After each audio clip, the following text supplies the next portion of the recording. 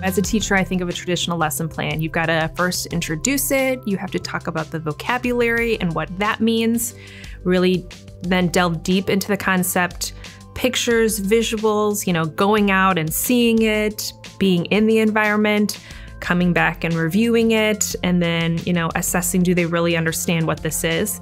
And because this is such an important concept and something that my students may not be thinking about right now, but will want to think about in the future, we need to keep revisiting it. So we need to keep having that lesson over and over and over and over again. We're gonna start with preparing for our outing, and then we're gonna head to Wheeling. Once we get there, we're gonna take a tour of the supportive housing building there. And some residents who live there are going to kind of share with us their experience of supportive housing.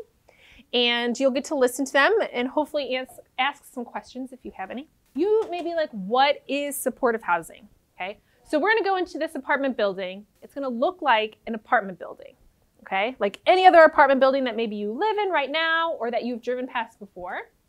There is 1 bedroom, 2 bedroom, and 3 bedroom apartments. That means that if this is someplace you want to live in the future, you can have roommates. Yeah. You can split your bills. You'll always have someone around, right? You do have to pay rent, which means you have to pay money in order to live there. And you will have a landlord, which you're like landlord. If you've never heard that word before, it's basically like somebody who's the boss of your apartment. So there's somebody overseeing you living in that space. Because they want to make sure that you treat it nicely, like your own bedroom at your own house, right? That you keep it clean, you take care of it. If something's leaking, right, you clean it up or let them know. Supportive housing is to live semi-independently. So that means mostly independent, but with a little help. That's what semi-independently means, okay? So most of the time, you would be on your own, but there would be times when you would need a little bit of help, and that's okay. More into what supportive housing is. So I said that you have to pay rent, right? Which means you have to pay money to live in this apartment. And supportive housing sets a limit. They only require you to pay 30% of the total money that you make. But the rest of your money, so Kayla, you got your phone handy?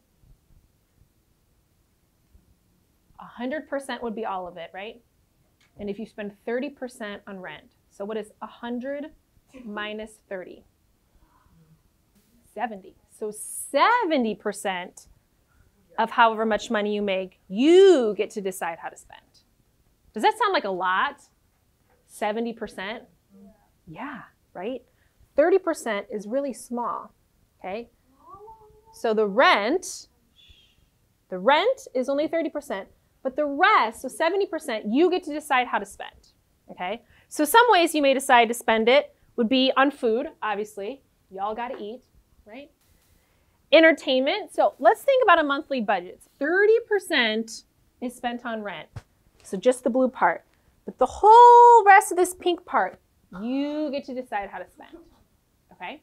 So let's come up with some lists of things that you would have to spend money on to live on your own.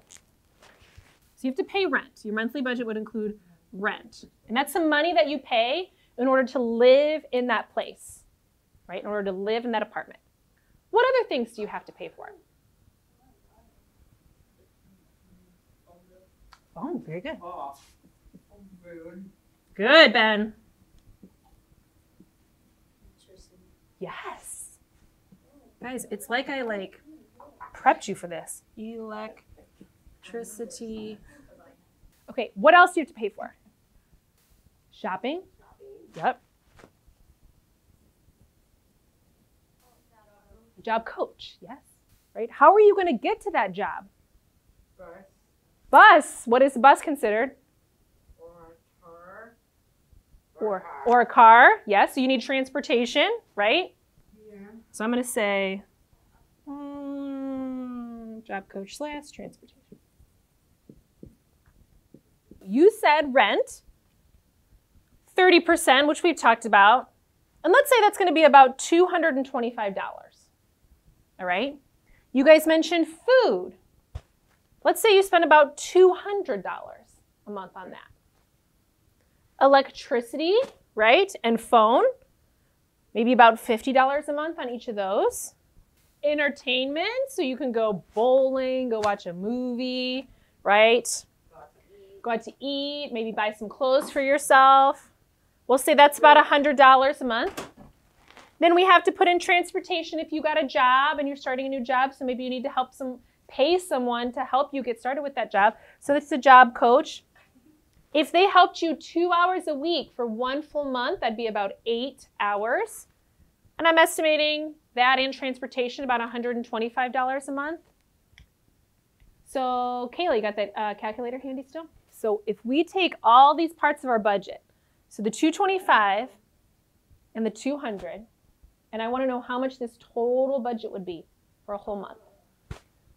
So 225 plus 200 plus 50 plus 50 plus 100 plus 125. 750 is about how much money you get per month if you get SSI. I think most people at your age right now, right, may not be thinking about wanting to move away right now, but I think in the future, you may want a little more freedom, right? Maybe you want to have your own friends over and you don't want to have to ask permission to have your own friends over. Maybe not right now, right? Maybe not right when you guys leave here at 22, but maybe when you're like 28, 30, right? Right, and that's okay. We just want you to know that it's an option for you, right? That this does exist, that you could live on your own and stay in budget, right? And have your own control. You don't have to go to bed when mom says you have to go to bed, right? And you don't have to eat what mom made for dinner to eat, right? And you don't have to follow the rules that someone else set for you. You can make your own. Then I need that plan and phrase at like 26, 27. Totally. Ben, you are speaking my language, Ben. You are right on the right track. You want to start thinking about it now, right? So that it's something that you can have happen in the future. Yes. Yes. I'm so glad you're here, Ben. Let's talk about the difference between staying at home and living semi-independently, right? Okay, so right now, you all live at home, right? You live with your family, okay? So let's talk about what that looks like. These people are familiar, right? You've literally known them since you've been born, right? You have your own room. You probably feel comfortable and safe, okay? Tell me what else you like about living at home. How does it make you feel? Safe, yeah. What else? What do people do for you that you don't have to do for yourself, maybe? Cleaning up, yeah. Christian, does Nana decide what to cook for dinner and does she cook it? Or do you cook dinner? Right, Nana decides, right? Yeah, so they decide and cook meals. And they probably shop for that stuff too, right? So they think about, okay, what you are gonna eat for dinner. They decide that, they go shopping for it, they make the food for you. Like Jackie said, they also clean it up for you too, right? Yeah, right? Yeah, but they have to think about, right? Like, okay, we have to make sure that the place is warm enough so people don't get cold. We wanna make sure we pay our water bill because that would really suck to not have water in the morning when you go take a shower, right? Want to make sure that there's food in the house to eat, okay?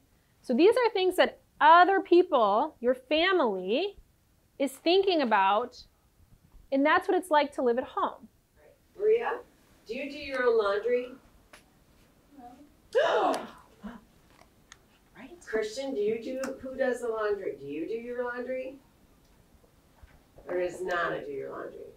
I do it. You do it? Awesome. That's awesome. Yeah, that's great. Yeah. What? Good morning. Good morning. Yeah. Do you do your own laundry, Aki? Mom. Mom.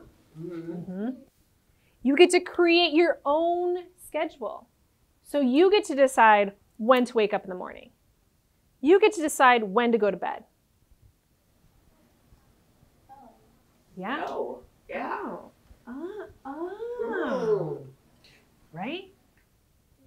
You get to decide when you're going to eat breakfast, when you're going to eat lunch, and when you're going to eat dinner. Is someone else going to cook it for you? No. Yeah. Who's going to cook it for you, Aki? Not your roommate. You are, right? Here's a big one. Who decides what you watch on TV at home? Maria, who makes that decision? Yeah. You get to decide where things go, right? How often you clean, right? If you want to rearrange the furniture, you get to do that. It's your own space, right? And if you need help with something, you get to decide who helps you. I want to tell you more about the specific place that we're going today. So this morning, the building we're going to is called Phil Haven, okay? And it is an actual place that you can apply and live there. So this is a real place that you could actually live. Yes, Beth. So, honestly, Phil Haven, Yes. you can pick, you can apply, and you can live there. Yes. Like for real, for real. It was built for people with disabilities, right? Other people with disabilities, adults with disabilities, live there, right? They built it, and it's close to public transportation. So if you don't drive, you would have public transportation close by to get you to the places that you need to go. They offer vocational assistance, right in that building. They also offer empowerment and support services right in the building, okay? So there is help and support right there if you need it. Ben, you're grinning real big. Does this make you excited? Right? I know, right? It should. I bet you have questions, and I don't want you to forget them. So I'm going to give you an index card. And if on one side, you could put your name, but on the other side, if you want to write down some questions.